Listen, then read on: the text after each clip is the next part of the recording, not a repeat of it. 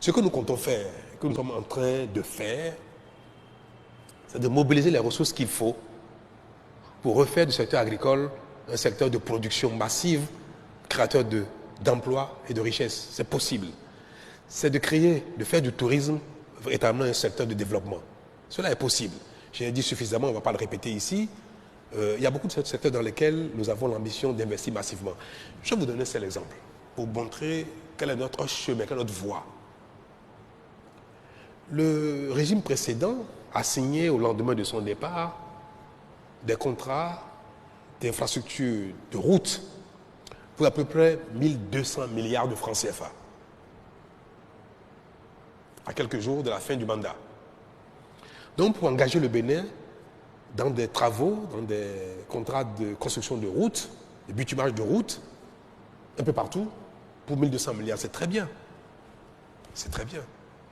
Si nous avons les moyens de bitumer toutes nos routes au Bénin en quelques années, on le ferait volontiers.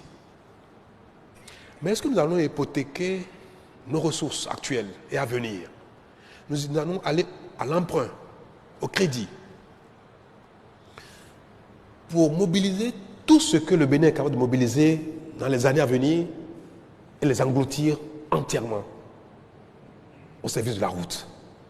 Faire des routes en oubliant que pour vivre, pour rouler, il faut avoir les moyens d'avoir un véhicule, il faut avoir les moyens d'avoir une voiture, une moto. Il faut produire avant de transporter sur la route.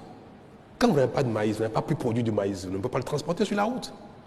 La route ne peut pas être le seul moyen d'existence, de développement et d'épanouissement social.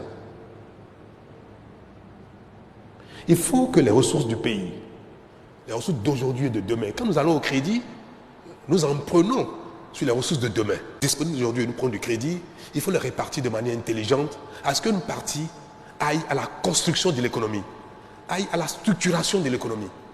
Il vaut mieux investir peut-être sur 1000 milliards que nous avons encore potentiel, mettre 400 milliards dans l'agriculture pour que le riz, le maïs, le noix de cajou, l'ananas, tout cela soit dynamique, produise des emplois, produise de la